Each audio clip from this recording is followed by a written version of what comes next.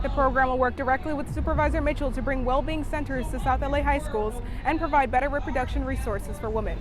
Although Parm's next event is not planned yet, she says whatever she plans to do will depend on whatever her community needs. The family of Rodriguez and the community will continue to fight for the arrest of Gonzalez, as well as continue to demand that Long Beach USD remove officers and all weapons from schools. She wants to remind people that while many are enjoying Thanksgiving dinner with their loved ones, they should also remember the indigenous children that will not be able to go home to their families.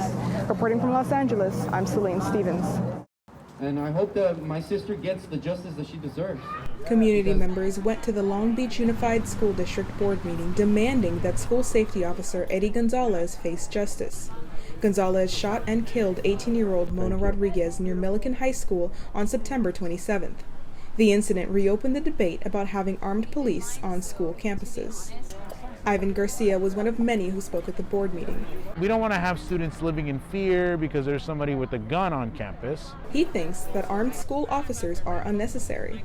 Meanwhile, substitute teacher Kevin Yeager agrees with Garcia and has an idea for a solution. The huge amount of money that goes into our school safety officers could be reinvested into counselors and other support services that would benefit our students more than having guns and weapons on campus. During the gathering, an announcement came that the school board made a decision regarding Gonzalez. Eddie F. Gonzalez has been fired. Although the crowd cheered, some said they wanted more action.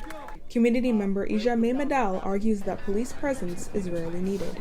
We don't need cops in school. We don't need cops in churches. We don't need cops anywhere, to be really honest. What are they doing?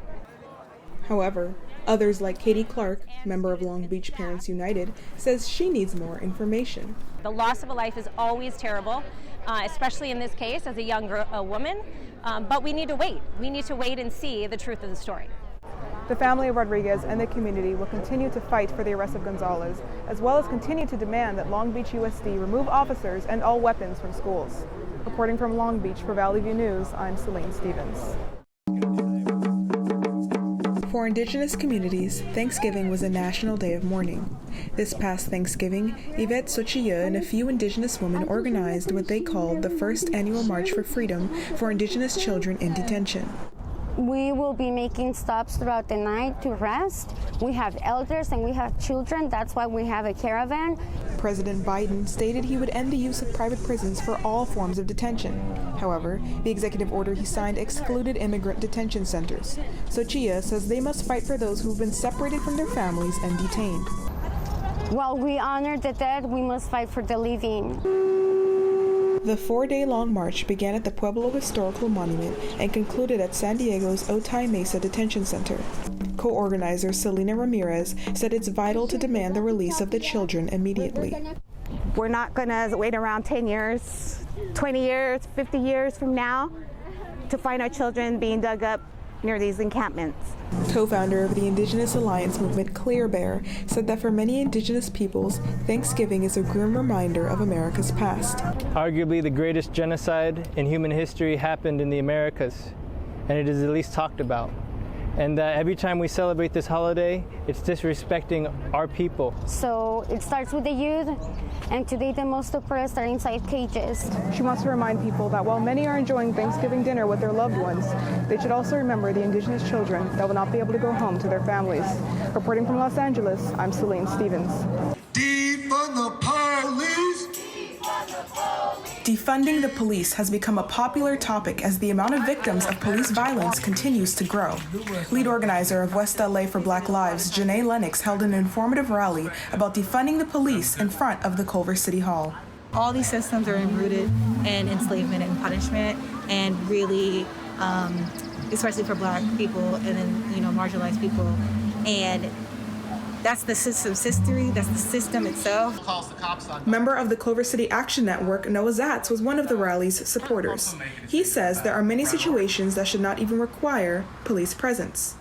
People who are on the street and unhoused, and those are all situations that fundamentally don't call for a response from someone with a gun.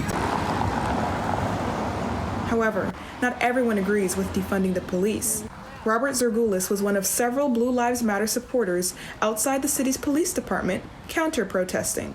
We're here to support our police against these people who I would call cop haters and race baiters that are trying to defund our police by 50%. The Culver City Council will be discussing the budget and hearing recommendations from the public regarding public safety during a council meeting this week. Reporting from Culver City, I'm Celine Stevens. We cannot have any sort of change if you don't acknowledge a problem. And we got a problem. Supporters gathered in Leimert Park for the Women's Leadership Project's second annual rally to stand for Black girls and fight to end rape culture and sexual violence. African American girls have some of the highest rates of sexual violence, sexual harassment, sex trafficking, and domestic and intimate partner violence in the nation. Hutchinson founded the project to educate young women in South LA schools. She said everyone should learn about the sexual violence and abuse experienced by women of African descent. Black girls! Corinne Baptiste believes these rallies remind everyone how much sexual abuse affects Black women. When you think of sexual assault, you don't think of Black women, you think of white women. And that's what a lot of media and police really focus on. And I'm not only standing with Black girls, my job is to protect Black girls.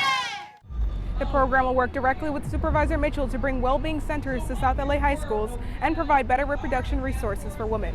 Reporting from Leimert Park, I'm Celine Stevens.